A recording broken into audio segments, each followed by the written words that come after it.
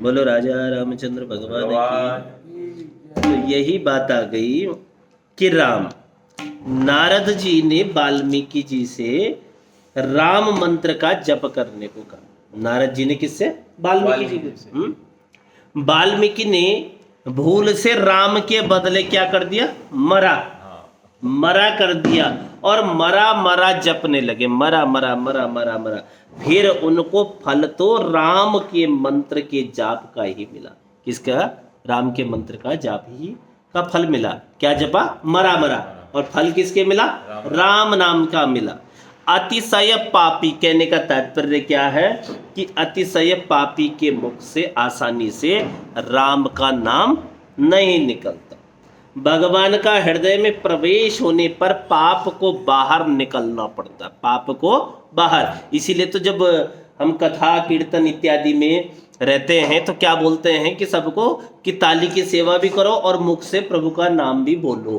तो बोलने से क्या होता है? जो अंदर बैठा पाप है वो निकल कर भागता है, निकल कर भागता है। सो पाप क्या है? भगवान का नाम नहीं लेने देता। सेवा का फल सेवा है। और मुक्ति की भी आशा मत करो, मुक्ति की आशा भी, हाँ, उसको भी छोड़ दो। अब देखो, मुख्य विषय है निष्काम भक्ति। मुख्य विषय क्या है? निष्काम भक्ति। जहां भगवे भोगेच्छा है, जहां भोगेच्छा है वहां भक्ति नहीं हो, वहां भक्ति नहीं हो पाएगी। भोग के लिए की गई भक्ति से भगवान कभी भी प्रसन्न नहीं होते। भोग के लिए भक्ति करने वाले को क्या लगता है? संसार प्यारा लगता है, भगवान नहीं। भगवान के लिए भक्ति करो और भक्ति का फल भगवान होना चाहिए, संसार का सुख नहीं होना चाहिए। जो ऐसा सोचते हैं कि भगवान मेरा काम कर दे या भगवान मेरे काम आए, उसे कहते हैं भक्त नहीं कहा जा सकता, है ना। भगवान से कोई क्या मांगता है? संतान मांगता है, कोई धन मांगता है। तब भगवान सोचते हैं कि मेरे लिए तो मंदिर में कोई आता ही नहीं। सब अपना अपना मनोरथ सिद्ध करने के लिए कहाँ आते हैं? मंदिर आते हैं। सच्चा भक्त तो भगवान से कहेगा मैं तो अपनी ज्ञानेंद्रियां, कर्मेंद्रियां, मन आदि सब कुछ हे प्रभु तुम्हारे चरणों में अर्पित करने आया हूं। सच्चा भक्त भगवान से न तो कुछ मांगता है, न दर्शन, न मुक्ति। वह यदि कुछ मांगेगा तो केवल इतना ही मांगेगा, भगवान की सेवा में ही तन्मयता आ जाए।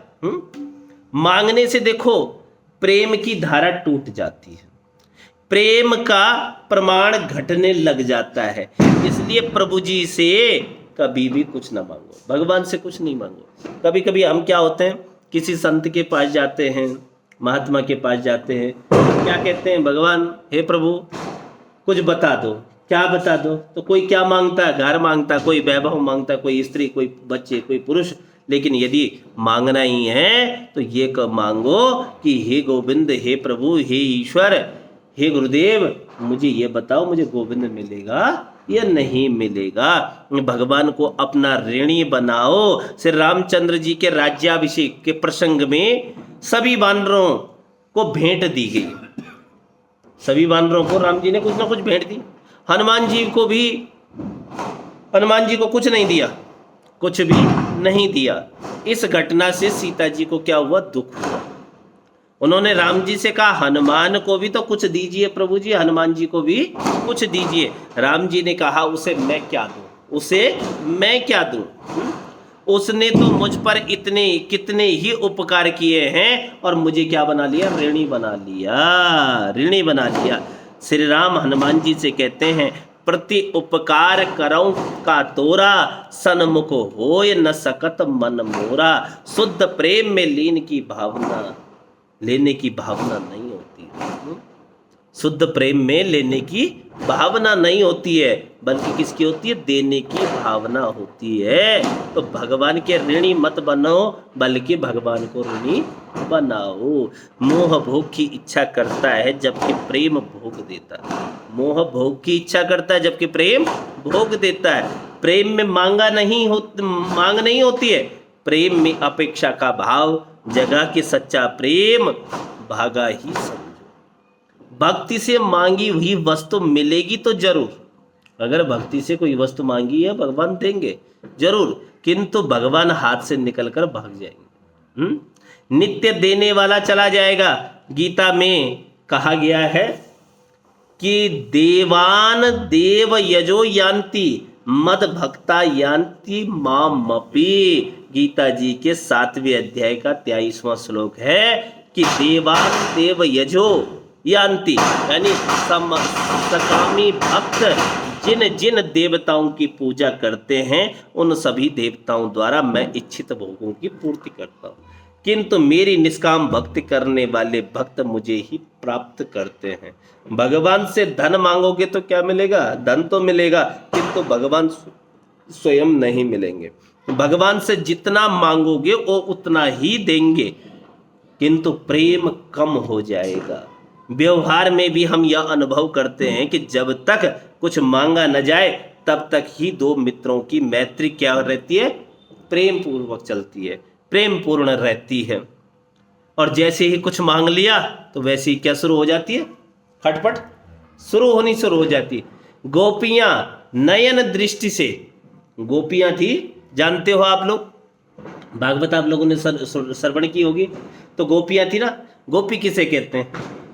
गोभी पिबती थी सा गोपी, जो प्रत्येक इंद्रियों से क्या करती है? कृष्ण रस का पान करती है। गोपियां नयन दृष्टि भी कृष्ण को ही दे देती है, और मन भी। वे श्री कृष्ण से कुछ भी मांगने की अपेक्षा सर्वस्व अर्पण ही करती हैं। भगवान से कुछ मांगोगे तो प्रेम क्या हो जाएगा? खंडित होगा। हमेशा ऐसा ही मानिए कि प्रभु ने मुझे बहुत दिया है, प्रभु ने मुझे बहुत दिया है। कई लोग हर वर्ष यात्राएं करते, तीर्थ यात्राएं करते, यत्र तत्र जाते हैं, और तीर्थ दर्शन बहुत अच्छी बात है, तीर्थों में जाइए, दर्शन कीजिए, बहुत अच्छी बात है। लेकिन ये नहीं कि किसी चीज के वास्ते कुछ मांगने के लिए। भागवत इसलिए न सुने बदले में कुछ चाहिए, तीर्थ इसलिए न जाए कि बदले में। तीर्थ जाना हमारा धर्म है, भागवत सुनना हमारा धर्म है। भगवान मेरा काम करे ऐसी अपेक्षा मत करो। रामकृष्ण परमहंस को तो सभी जानते हैं, वह को क्या थी? कैंसर की बीमारी लग गई थी। शिष्यों ने कहा माता जी से कहिए वे आपकी बीमारी का इलाज करेंगे। कौन माता जी? महाकाली है। रामकृष्ण ने कहा कि अपनी माता को मैं अपने लिए तकलीफ न दूंगा।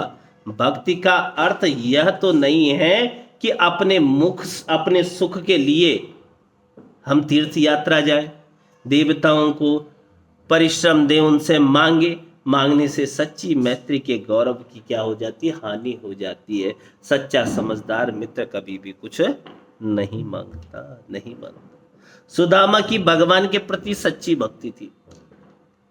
वो गरीब जरूर थे, पत्नी ने कुछ मांगने के लिए उन्हें भगवान के पास भेजा। सुदामा भगवान के पास आए, किंतु मांगने के लिए नहीं, मिलने के लिए आए।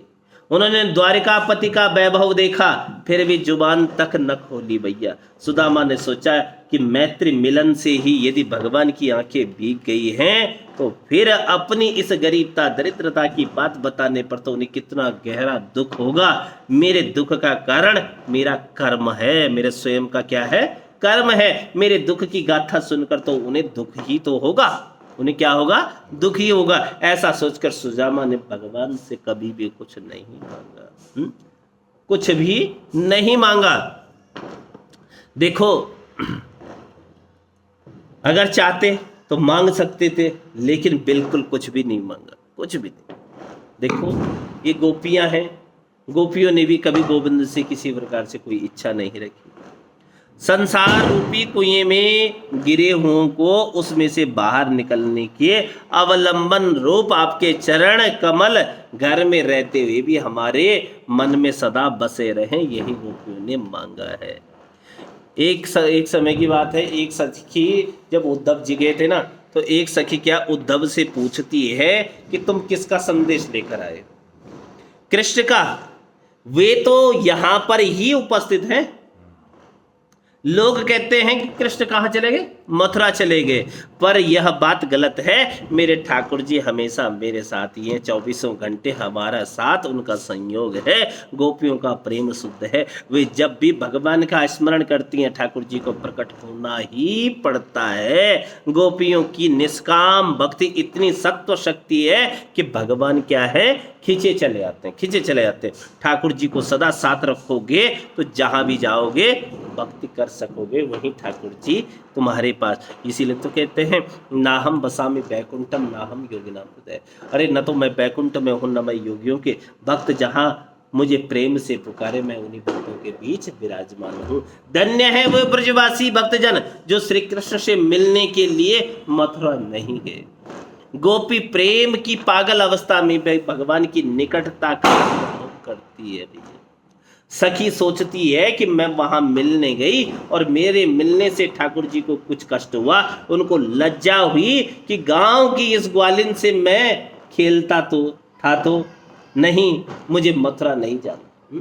कहीं उनको यह बात याद आ जाए, मेरे प्रेम में कुछ ना कुछ न्यूनता ही रह गई, इसलिए वे मुझे छोड़कर चले गए। मेरा प्रेम यदि सच्चा है तो अवश्य ही गोकुल लौटेंगे, उस समय तक मैं विरह दुख सहन करते रहूंगी। इसलिए श्री कृष्ण जी कहते हैं कि मुझे गोकुल में जो आनंद गोपियों से मिलता है वो द्वारिका में नहीं।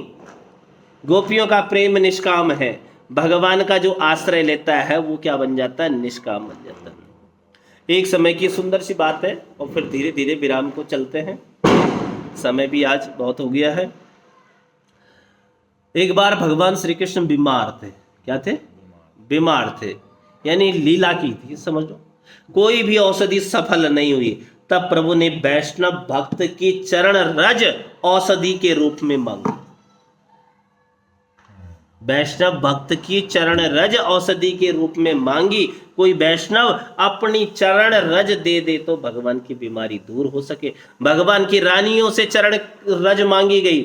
सभी रानियों को आश्चर्य हुआ, प्राणनाथ को हम चरण रज दे तो क्या होगा, महापाप होगा और कहां जाना पड़ेगा, नरक में जाना पड़ेगा। भैया नरक कौन जाए, हम तो चरण रज नहीं देंगी। दूसरों से भी चरण रज मांगी गई, कोई तैयार नहीं हुआ। अंत में बात कहां पहुंच गई, गोपियों के पास पहुंच गई। गोपियों ने सुना कि उनके गोविंद, उनके कृष्ण बीमार हैं, यदि वे भले चंगे हो सकते हैं तो हम अपनी चरण रज देने को तैयार हैं, हम अपनी चरण रज देने को तैयार हैं। इसके लिए हम कोई भी दुख सहन करने को तैयार हैं। जो अपना कन्हैया सुखी भला चंगा होता हो तो हम नरक यातना भी भुगत लेंगी। उन्होंने अपनी चरण रज दी और श्री कृष्ण की बीमारी दूर हो गई। सच्चे निष्काम प्रेम की परीक्षा भी हो गई। भागवत का फल है निष्काम भक्ति। निष्काम भक्ति भगवान को प्रसन्न करती है। गोपियों जैसी निष्काम भक्ति की आदत डालो, भक्ति से मुक्ति मिलती है और भक्ति के बिना ज्ञान और वैराग्य प्राप्त नहीं हो सकते। और बिना ज्ञान की भक्ति क्या है, अंधी है। बिना भक्ति के ज्ञान भी पंगु है। आदत और हाजत, हाजत यानी जरूरत, पर नियंत्रण रखा जाए तो मानव प्रभु में लीन हो सकता है, प्रभु में लीन हो सकता है। इसलिए निष्काम भक्ति को बढ़ाइए, निष्काम भक्ति को बढ़ाइए। इन्हीं शुभकामनाओं के साथ आपको जय श्री कृष्ण, श्री राधे, बोलो वृंदावन बिहारी लाल की जय। जय राधा रमण हरि बोल, जय जय राधा